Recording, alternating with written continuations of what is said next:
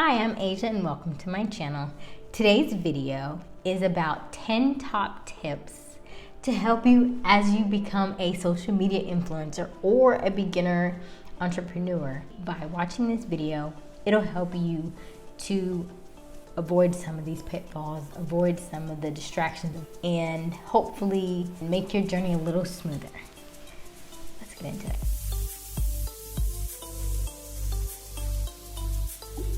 Niche down. I know, but it works. It really does, because even if you look at my channel right now, there's a lot of different things on there. And so what's happening is it's hard for whichever social media you are trying to go to, or whatever followers that you're trying to navigate towards, whatever clients that you want, whatever businesses that you are trying to cater to, or if you're trying to get sponsorship, you're trying to get advertisements, all these things play a role in who you target. And so if you don't niche down, they don't know what you're about. And so it's gonna be hard for you to get their say in and get their coins, their dollars, and to be able to help you out and help you market your stuff if you don't know what you want. It's like when you go out to eat, whoever you're with asks you which one to eat, and you say, oh, I don't know. Well, that's the same thing. If you don't know, they don't know. So it's better for you to really sit down and kind of figure out what it is that you want to do. And at least just start. If you start the channel or your page or your website and you post content over the time, you start to see what engagements you get, what things that they like from you, what you attract. So I'm noticing I'm doing a lot of influencer things. I'm getting a lot more hits for influencing more so than entrepreneur. So even though I am an entrepreneur, I'm really trying to focus on the influencing side because I'm getting more requests for that content.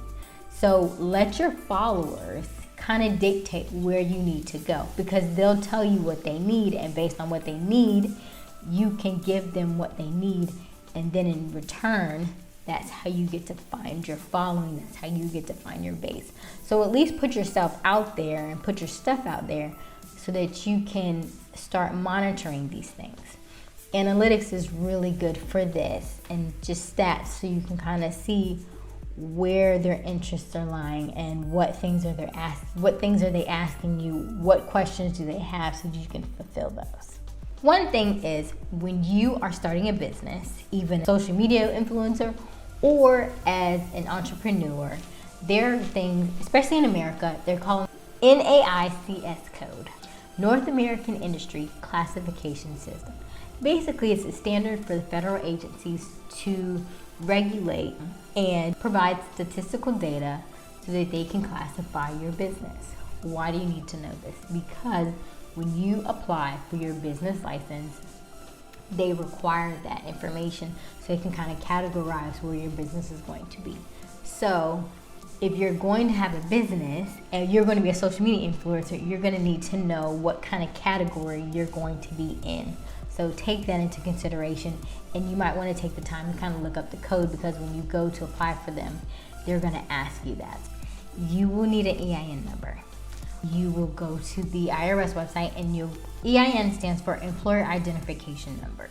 You will use this instead of your social security number. When you are just starting out, most people use their social security number, but as you grow in your business and you want it to be a business, you're going to need an EIN number. An EIN number is free, so you don't have to worry about that part. But in terms of monetizing your business and making sure that the money adds up and you don't get misuse of funds and all that good stuff, it's easier just to start off with the EIN number and grow from there. A business bank account. We're thinking long term, right? We're gonna be very successful in our area of expertise. So we're gonna need a business bank account. As you grow, you're gonna realize that you're gonna need to separate the funds. If anything happens, if anybody's trying to sue you, or you are having to, or you have issues with the IRS, or you're not paying your taxes correctly, they're going to look into it. If they ever look into it, you want to make sure they are separate. Because you are doing business, you want to make sure that your business name stays of high quality, and you don't want to mix the two together because it can get quite messy if you're not careful, because a year is a long time to just let your taxes go free. Just go ahead and get you a bank account. I think it's like $25 to put it down, and then so when you get a business bank account, they are going to ask for your EIN number, and they're going to ask for some other documents. So just make sure you have those documents when you go. Next is a business email. Now, most people starting out will just do a Gmail and things like that, which is okay, but I want you to think long term. So if you're trying to have longevity in this business, you're gonna want a business email. And what is a business email? A business email most times coincides with your website. So yes, let's add that to the list. You are going to need a website.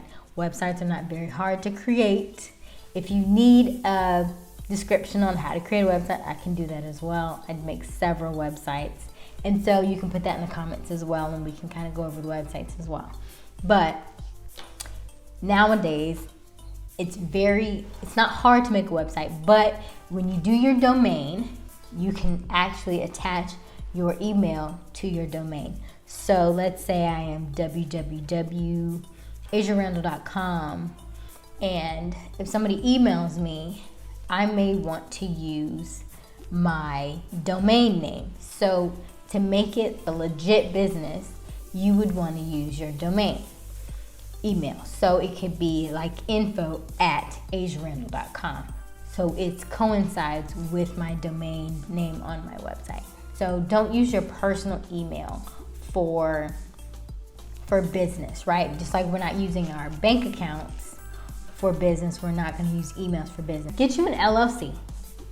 An LLC, first starting out, protects you from someone trying to sue you for whatever reason. You can be a sole proprietor when you first start out and you first start doing your taxes. And an LLC is literally a pass-through, so they're still kind of one and the same. But it just is a kind of extra barrier of protection for you, especially when you're first starting out. And over time, you can change to an S Corp and things like that. But make sure you get you an LLC. And they're different for different areas. So sometimes there are annual fees for an LLC, so you do need to be mindful of that. But also realize that we are going to be longevity and we're going to be successful in what we do. So we're going to take the time to do these steps on the beginning so that we can reap the benefits on the back end. And another thing is, when you do your website, after you get your LLC, when you do your website, do not put LLC on your websites. Why is that a bad thing? Because over time, I may become an S Corp. And you're almost kind of limiting yourself when you put LLC on all of your stuff. So there are certain documents that you do need to put LLC, but for your website domain name, I do not advise that. I would advise just using your name and not putting an LLC next to it or anything like that, because you will grow over time. Next is Dun & Bradstreet number. So this is like essentially when you get the BBB for your business. The Better Business Bureau, that means if you've signed up with the Better Business Bureau, that you're a qualified company. So essentially a Dun & Bradstreet number, like the same thing, only on the credit side, so that you can apply to get credit for your business. Why do you need credit for your business? Because as a business, you don't want to use all of your own money. You want to start getting funds from other people so that you can help build your business. So if you're using all of your money, you're going to get spent and you're going to be broke very, very quickly if you're not careful. So take the time and get all these things together, which is why we're talking about the website and the business email and all these things, because they're going to help to get your Dun & Bradstreet number. It really tells the banks and stuff that you are somebody that they can deal with and they can trust. You will be amazed at what can happen when you have that number. So that is something that most people do not have. That's something most people don't do, but I want you to take the time to do that. and it's free. You are going to want a real phone number. So Google Voice, I think, does have business phone numbers, but I don't want you to do a free Google Voice because I want you to think long term. So long term, I want you to actually take the time and get you an established number. Now, there are, and I will put the links below of some that I use. I use phone.com actually, and phone.com will let you choose what number you want. The really creative numbers, of course, are extra charge, but they do have several numbers. A lot of them are as low as like $10 a month. So they're not really crazy in terms of pricing, and they're very affordable. The numbers are, they can use your area code or they can be 800 numbers. Sometimes you can come across as an unlisted number or spam because you're an 800 number. So please be mindful of that. And last but not least is the virtual business address. Oh my gosh. I wish I knew that this literally had existed years ago. But I'm telling it to you now because this is something that you need to know.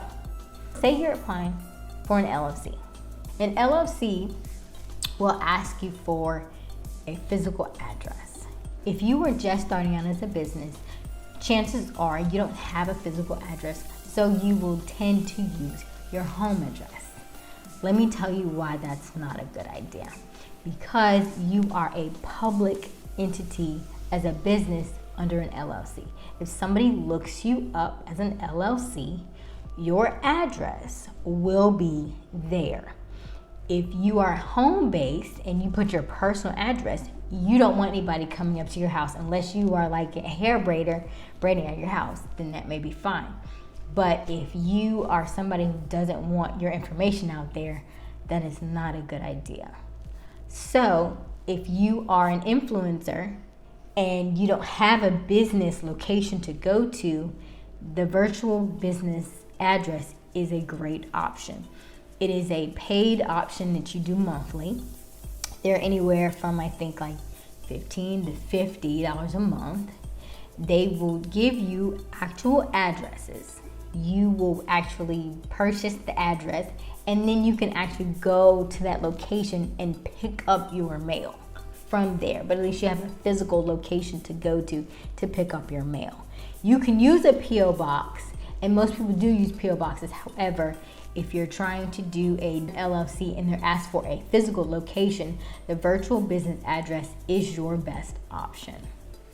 You gotta get you a content creator box. This thing is fantastic. Let me just tell you, this is the best thing I bought all year.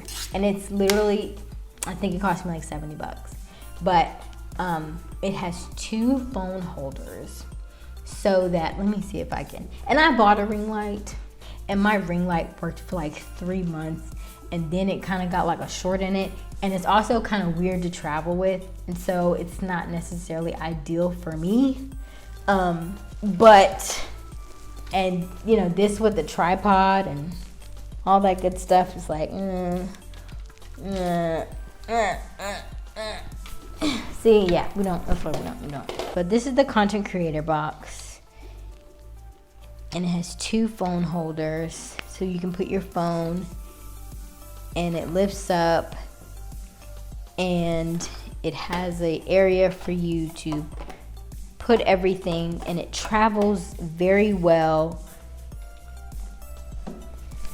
And so if you are a influencer or content creator and you're just starting out, you may not really have all of the funds and all the stuff to be able to get the big equipment that everybody else has.